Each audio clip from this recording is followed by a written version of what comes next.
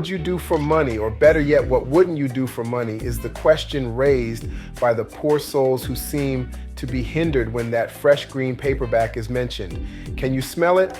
Nothing like the fresh scent of newly printed money to get your blood pumping, and the senses dulled by the shiny trinkets laying on the sales room floor.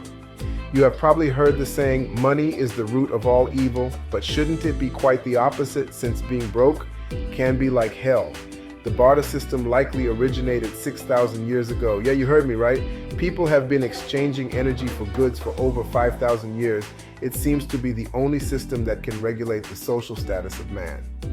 Most people do not look at this system as being an exchange for the energy they put out into the world. That is why someone who is stagnant and not working in some shape, form, or fashion will not receive any monetization. The more hours you work, the more you are paid, and based on your level of skill, you may be paid more an hour than someone working the same hour doing the same job. There are levels to this, and you need to level up. There is no reason you are not wealthy right now, so if you are not, there is only one thing stopping you. It is persistence. What separates the person making $10 to the one making $1,000, or better yet, $10,000 an hour? The more money you make an hour means you have been chiseling at that rock, trying to dig yourself to financial freedom. See some people start chasing, and when they see how long it's going to take to get to the other side, they decide to stop and live in the small space they managed to chip out. That is the person making $10 an hour. The person that made it all the way to the other side kept chiseling, meaning they kept working. Money is a means to an end, and I mean endless bank accounts, cars lined up in your driveway, in front of the house with rooms you have yet to sleep in, and more bathrooms than there are pumps at Buc-ee's gas station. Look it up. Money is a transfer of energy from one person to another. Think about it. I do a job for you, meaning I am exerting energy for you to then pay me in cash for said energy. When I go spend that money myself, I am in return paying you for whatever products you produce using your blood, sweat, and tears, energy, and the cycle continues. The first paper money came into the world around 1020 AD. Eventually, medieval banking systems gave way to the gold standard. That is why we used to have gold to back all the paper money that was printed.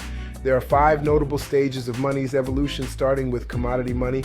For example, livestock, grain, metallic money such as coins, paper money, which we spoke of earlier, credit cards, and hard plastic and digital money. No matter what form it is, you must work for it. And that is why they say money does not grow on trees, when it literally does. Money is a medium of exchange with a recognized value that was adopted to make it easier for people to trade products and services with one another.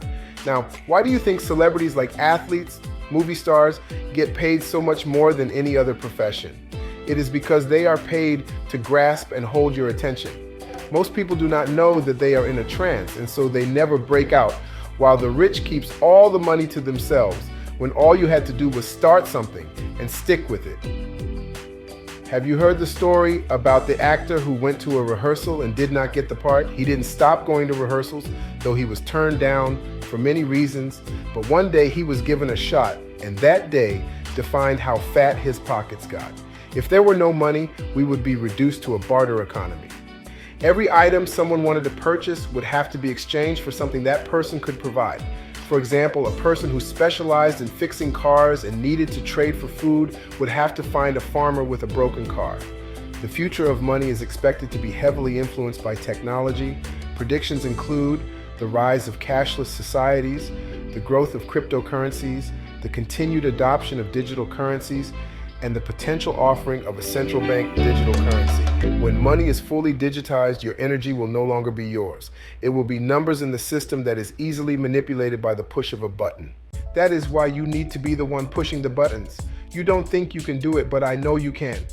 I came back from the near future to tell you how wealthy you are back home. Your name is known and your face is plastered on every digital billboard that lines the city skies, and you did it by practicing one thing: persistence. Whatever idea you have, start it now. If you don't know how to, find someone who does, or start studying now. If you don't have the resources, then start small, because every pebble that rolls becomes a rock and then a boulder. Here is something else you must know: it will not be easy. You will fail over and over, but through it all, hard work prevails and energy attracts money. So when you make it, don't forget, I told you so, and that it all started with an idea. What would you do for money? If you liked the video, like, subscribe, and share to get more of this content.